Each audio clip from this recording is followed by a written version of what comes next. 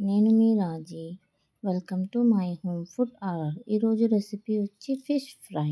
ముందుగా మనం చేప ముక్కల్ని రాక్ సాల్ట్ వేసుకుని బాగా క్లీన్ చేసి తీసుకోవాలి. దాంట్లోకి మనం 2 చెంచాల కారం వేసుకోవాలి. కొద్దిగా పసుపు అనేది యాడ్ చేసుకోవాలి. ఇంకా సాల్ట్ అనేది మన టేస్ట్‌కి తగ్గట్టు యాడ్ చేసుకోండి. చేప ముక్కలకి ఉప్పు, కారం, పసుపు అన్నది చాలా బాగా పట్టేటట్టుగా మిక్స్ చేసుకోవాలి.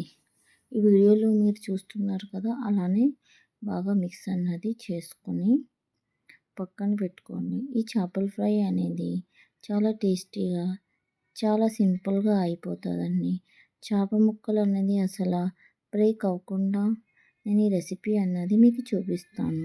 మీరు కూడా మీ ఇంట్లో ట్రై చేయండి. ఈ చేపల ఫ్రై అనేది చాలా ఈజీ వేలో మీకు నేను చూపించాను ఇక్కడ మనం ఒకటి ఐరన్ తవా అనేది తీసుకోవాలి.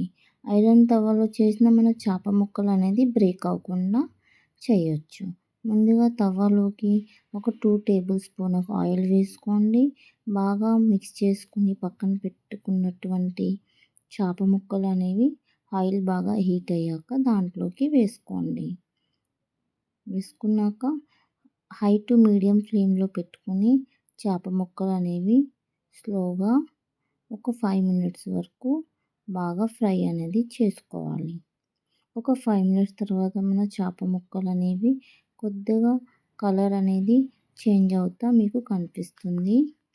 అప్పుడు మీరు స్లోగా ఒక గరిటె తీసుకొని స్లోగా టర్న్ అనేది చేసుకోవాలి. చూసారు కదా, చేప ముక్కలు అన్నది ఎక్కడ బ్రేక్ అవ్వకుండా ఎంత చక్కగా టర్న్ చేసుకుంటే ఈజీగా టర్న్ అయిపోతుంది. ఎందుకంటే ఐరన్ ప్యాన్లో చేసుకునేటప్పుడు మనం ప్యాన్ అన్నది బాగా హీట్ చేసుకోవాలి. ఆయిల్ కూడా బాగా హీట్ అయ్యాకే మన చేప ముక్కలు అనేది దాంట్లోకి వేసుకోవాలి.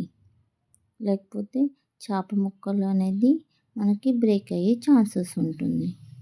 సో ఒక సైడ్ ఫ్రై అయ్యాక ఇంకో సైడ్ కూడా బాగా ఫ్రై చేసుకోవాలి. ఒక 5 మినిట్స్ వరకు బాగా స్లో టు మీడియం ఫ్లేమ్లో పెట్టుకుని అనేది ఈ చేప ముక్కలు అనేది బాగా క్రిప్సీగా అయ్యే వరకు బాగా ఫ్రై అనేది చేసుకోవాలి.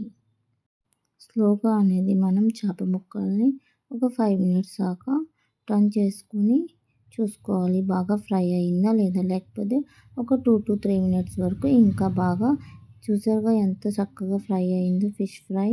Please subscribe to my channel, share and comment. Thank you friends for watching this video.